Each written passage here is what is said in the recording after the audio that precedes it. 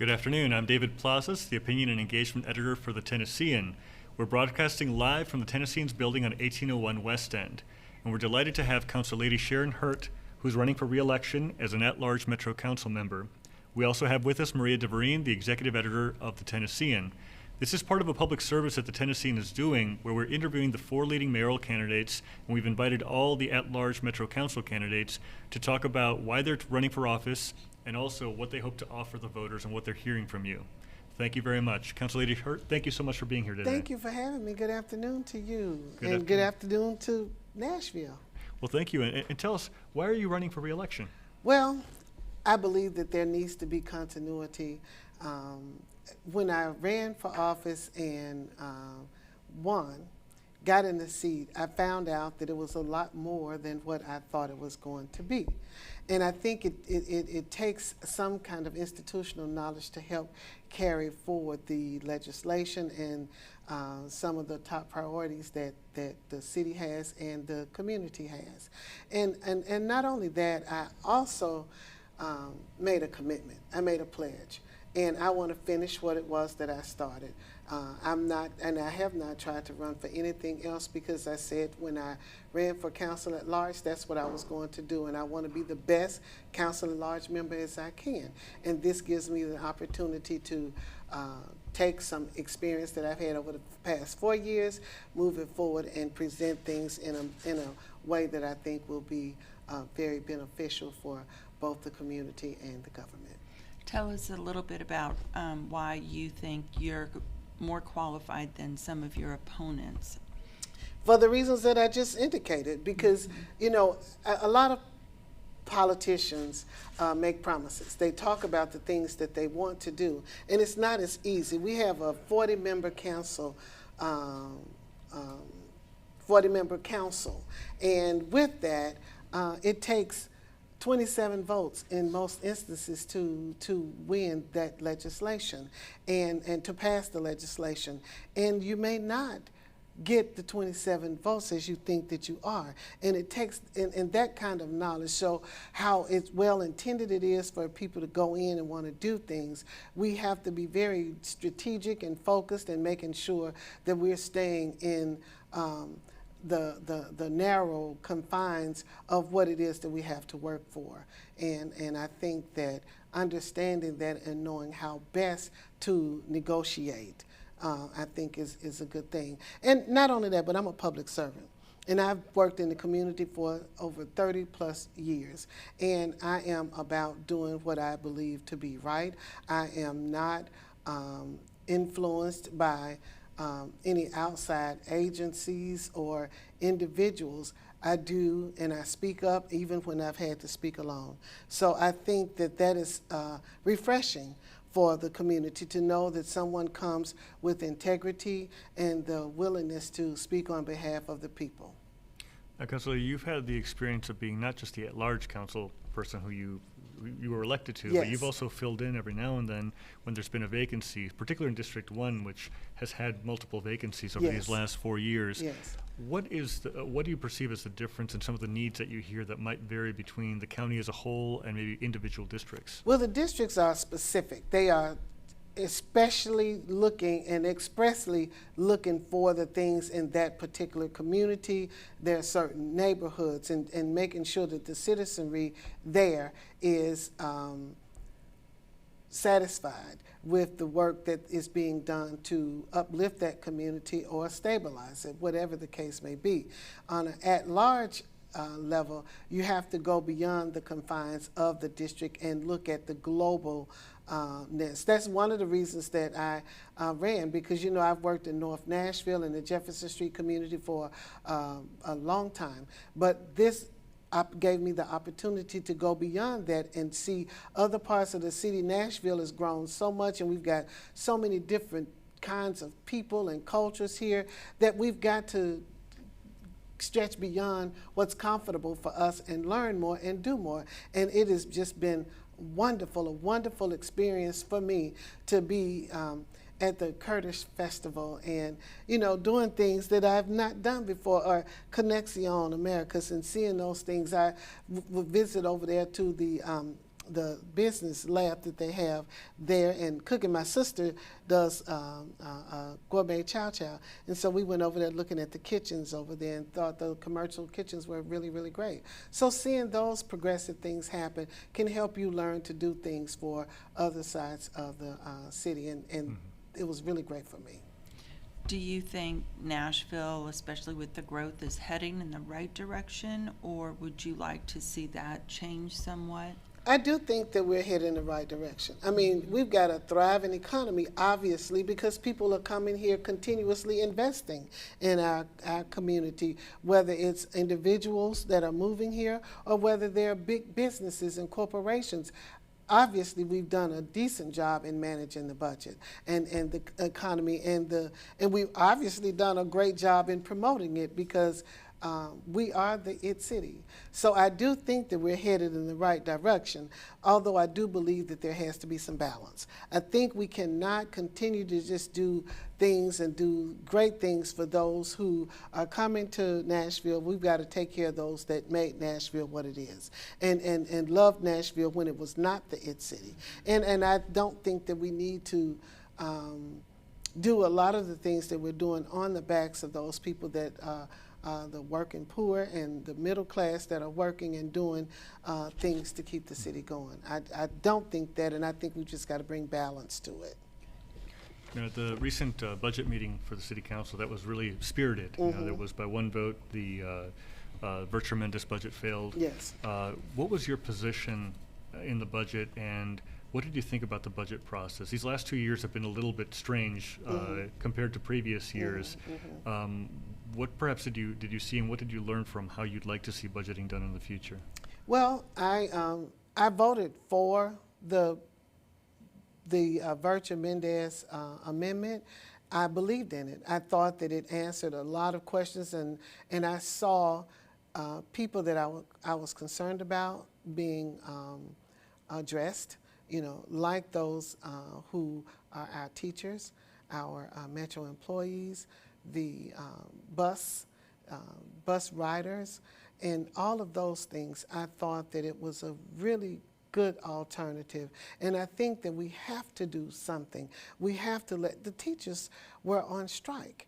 We've got to answer that. You cannot ignore it. You can't turn a blind eye or a closed ear to it. You've got to respond in some way. And I thought that the budget was, the proposed tax increase in that budget was doing just that. And I also believe that people will pay for what they want. You want great service at a restaurant, you don't mind paying an extra $2 or $3 for that. So I think that those people who own property wanted more for the entire city of Nashville, because when one part of Nashville does better, all of Nashville is doing better. And I think that people will pay for those things, and they were okay. I mean, if you have a tax increase of $1, but you're getting $3 in raises, then you come out with a net $2, and I think that's okay. And you know, at first, it seemed as though it was like we were giving a raise and then we were taking it back, and I did not want that. And I understand, but it was only going to be taxes on those individuals that own property. And when you look at some of the big businesses and corporations and those property owners, that could really be a large amount of money that could really help the city and the revenues. As far as the budget, I think that we all, that's another thing, knowing how the budget works. I tell them all the time, explain this to me like I'm a 3-year-old so I can truly understand.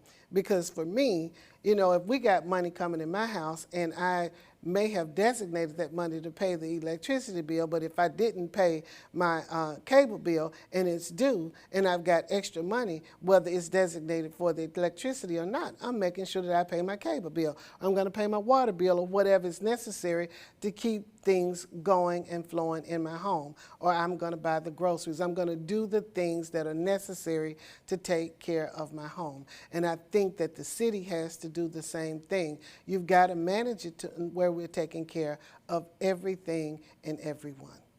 So building on that, the mayor and others have talked about wanting to have an equitable city, making sure that there are services and opportunities and resources for everyone, Yes. regardless of where you live. Can you talk to us a little bit about your thoughts on that and how you would like to see that transcend throughout all of the neighborhoods? Just as I said, I understand, and I don't think that the mayor, he went in and it was a hard job for him to fulfill after a lot of things. He inherited someone else's budget and he had to run it as if it were his own. So I understand that, and it's very difficult. But I do think that we do have to have that balance. We've got to bring more into other neighborhoods and share that kind of wealth. And I think that the mayor has to be the leader. I think a lot of things that we do is about political will. And if the mayor shows that he wants equity and he's going to do that in all of the things that he does, I think it sets the pace. I personally believe that if Dante in Cheatham Place needs to feel that Nashville cares for him, just like Dylan in Green Hills feels like Nashville cares for him. I don't think there needs to be any kind of difference. If we are a thriving city, it needs to be equitable for everyone. And if we can't get to that equitability right away, at least we need to be progressively moving towards it. Thank you. Before we went online, this is related to Maria's question. We had a conversation at the Scooter Forum, and you'd opened my eyes to a lot of the issues related to the areas around Fisk and Meharry and TSU, Yes. and some of the fast development that is encroaching there. Yes. Do you see a way to at least create that more balance? How do you do that, and how do you address it, and what kind of conversations need to be had to do that? Well, first of all, you've probably heard them say, or have heard it said, that if you're not at the table, you're on the menu. When those discussions are initiated, have someone at the table, those individuals who are going to be impacted by that.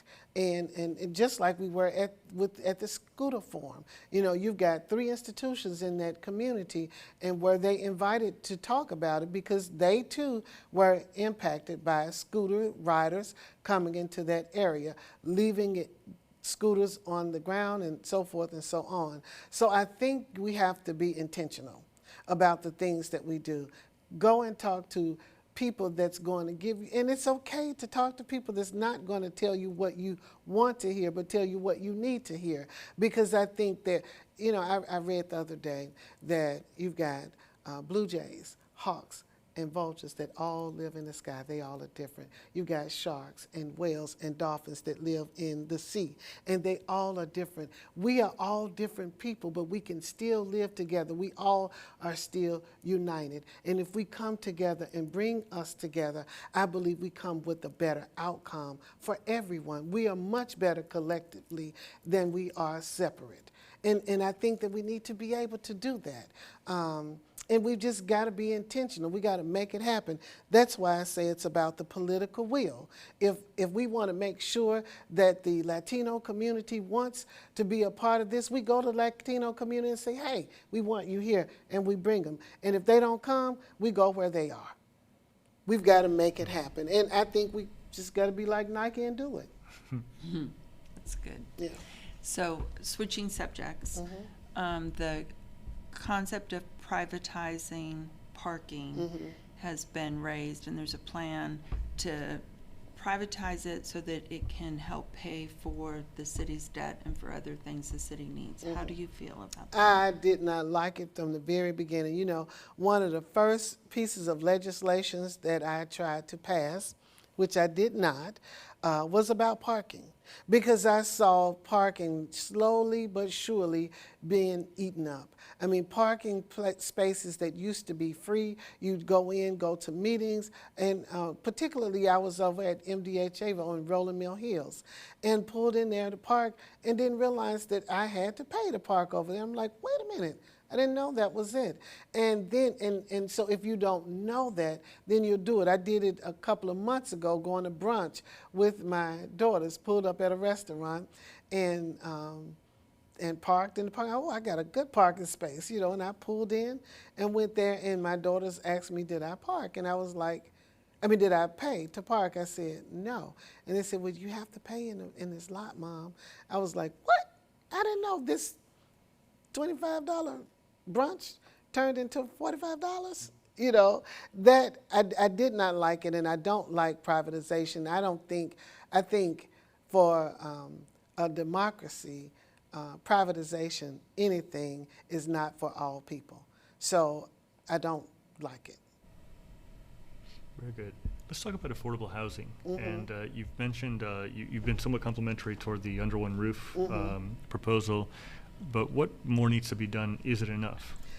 Again, you know, and while I like the initiative, and I'm glad to see that the mayor has done something, and again, a lot of things he went into a very hard situation that he inherited, but I think we're a day late and a dollar short.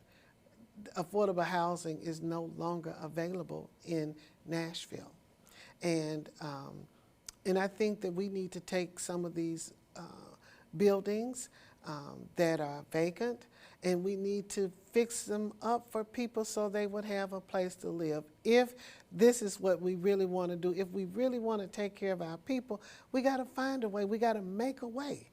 You know, it doesn't have to be perfect. It doesn't have to be a $30 million project in order for us to do it. But if we've got a foundation and we've got a building that we can, you know, we have Habitat for Humanity, we've got developers. I mean, what was that show that Move That Bus, you know, when people come in and they could take that and make a house in a week? If they could do, I know Ty was his name, but if they can come and bring the people together, and people from Home Depot and some of the other places that provided the materials in order to transform a home, why can't we do something like that? I'm not sure that there's a panacea to it, but I believe in most anything we can do something. It doesn't have to, we have to stop the bleeding. It doesn't have to go that long. Let's do something and get it done. We've got hotels that can be renovated to give people an opportunity to stay. I've got an employee that used to live in a hotel, paying that kind of money because she couldn't find affordable housing that she was able to afford. And fortunately, she has been able to get something since that, but we've got to do better. And I like the idea and think it's a great plan, but we've got to do something now. Just as a follow-up, in the last few months, Minneapolis and Seattle and recently the state of Oregon have approved resolutions that would eliminate single-family zoning only. Would you be partial to something like that? There's a big discussion about density. There's a big discussion about, and as a council person, council members have powers to upzone and downzone things. Right. You know, when I think having some of those things, now I'm not sure if you're saying that they are wanting only single family homes, or if they are pushing out just single families and allowing there to be different types of homes. That I like that. And the reason why I like it is because I studied gentrification when I did my master's degree at Belmont, and Hope Gardens was, I said, the model transformation from chaos to community. And that community has several different types of housing. And when you take a single home and you just only have single homes, then that's part of gentrifying and making sure that you don't have more the density that we might need in some instances. And I understand concentrated poverty should not be the replacement, but I do think that people need to be able to live wherever they want to live and feel good about being able to do so. What's wrong with having some duplexes and some single family homes and a quadruplex and all of that in the same community? If we are all neighbors and loving one another as we should, why not be able to do that? And just not single it off for it to be some exclusive community. I'm more about us all coming together. I think I'm a good connector in bridging the gap between people and individuals. And I would really, I'm hopeful that we can do that. I'm hopeful because it takes all of us. As I said earlier, Why can't we all live? We all need the same breath to live. So why not? So we'll move from housing to schools, another key topic for Nashville to tackle. Some folks have said it would be good for the mayor and the council to get more involved in the selection of a new leader or to help the school board manage day-to-day operations. How do you feel about that? So I think that if you had asked me this 3 months ago, I would have said absolutely the mayor and the council and anybody that had some kind of definitive authority to make a decision should be involved in that, because I think things got completely out of hand. But I think rules and things are made for a reason. I want to know, why did they create it for it to be the way that it is now? And let's look at to see what unforeseen circumstances could occur, just like what we saw in this last thing. So if the school board is unable to do the work that they have been charged to do, I think that the mayor should have some input and some say-so, and I think if he or she wants to use council members to help come up with the best option on behalf of the city, I think that there should be input. But if they charge that board to do what they're supposed to do, someone's got to hold that board accountable, and that may be the mayor and the council that does so, because I don't think the school board acted with strong accountability in this last situation. And this certainly was a very traumatic year for the school system with the ouster of Dr. Joseph. It was. And now Dr. Bethel has received the support, the 2-year contract to be able to go through after the 2020 election for the school board. Right. What kind of support do you think you can give to help make the school system more, to help it improve?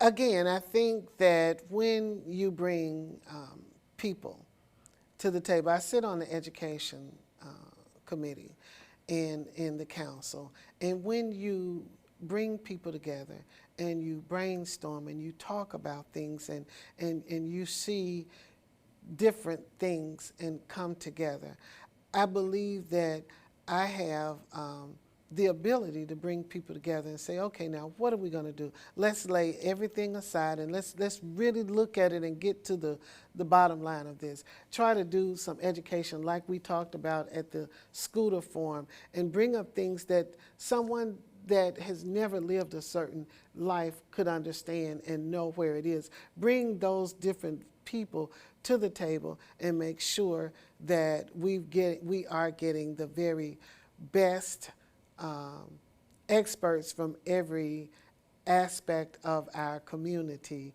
to make the very best decisions. Because if you're only bringing those people that are making the decisions who are in the administrative or the executive leadership of it, then you're totally missing out on the people that are on the ground who see all of the things that you may not know about. I recall listening from one of the nonprofits that have been involved, and one of the little girls got in trouble because she had a razor blade in school, and they were asking her, why would you bring a razor blade? Why would you have this with you? And the little girl didn't talk to anybody, wouldn't say anything, and she finally spoke to her counselor at this program and told her that she uses that razor blade to protect herself at night when she sleeps, because she's had some obviously adverse childhood experiences that some people may not have had. And you wouldn't know that and understand it if you've not been there.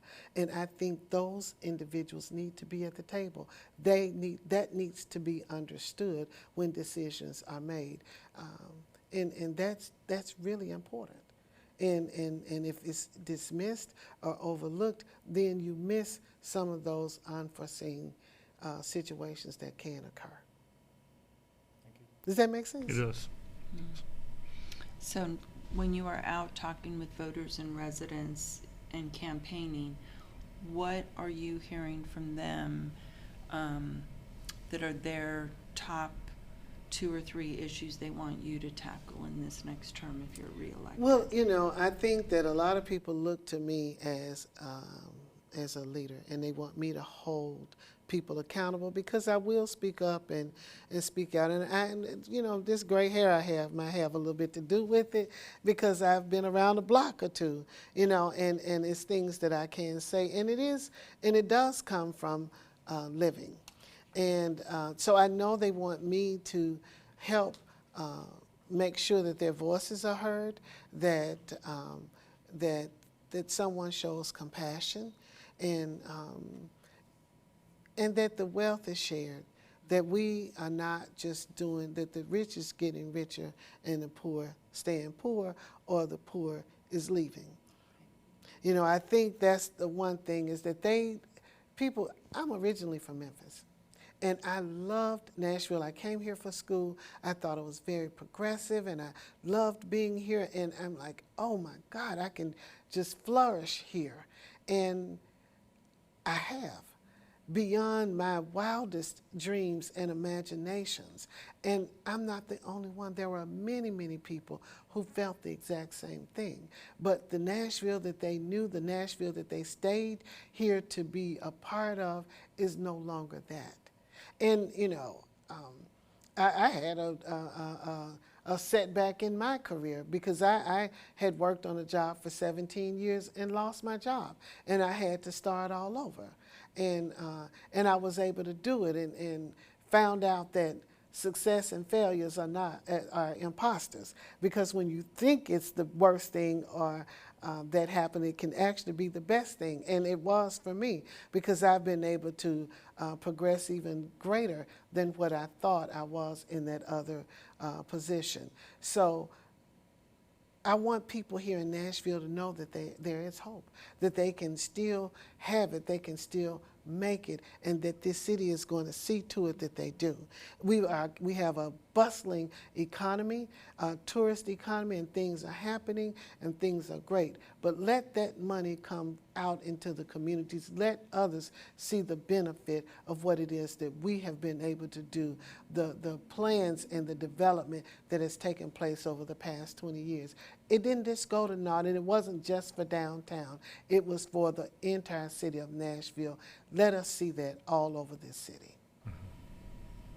Well, we're coming to the conclusion of the interview. We want to thank you very much for doing that. Thank you, and you know, I guess I can just talk on. No, that's great. That's what we have you here for. Mm-hmm. And we want to give you the opportunity to talk to the viewers directly, to tell them why you want their vote and how they might be able to contact you or find out more information about you. Okay.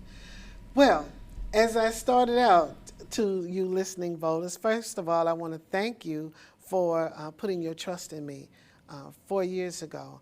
And I have been diligent in responding to your telephone calls and your emails, and I take this job very seriously. I take my relationship with you. I take the fact that you did ask me to sign on and do this job. And I don't want to let you down. I want to finish what it is that I started, what you believed in me to do, and I want your vote in order for me to continue that and bring this thing to a close in the right way. The next 4 years, I believe, gives me an opportunity to make sure that even more, the things that we've started with equity and inclusion and making sure that we take care of those who have been disenfranchised or marginalized is something that I've been doing for 30 plus years, and I want to continue to do that. And me being in this position has given me that opportunity to take it a step further. So I thank you for your support in your vote, and I ask that you vote again August 1st, and starting July 12th is early voting. You can reach me at www.sharonhurt.com www.sharonhurt.com, or you can call my office, 615-726-5867, 615-726-5867. Thank you very much, and I hope you all have a wonderful 4th of July. Thank you, Council Lady Hurt. Thank you. We want to thank our viewers, and you can watch or rewatch these videos on Tennessean.com.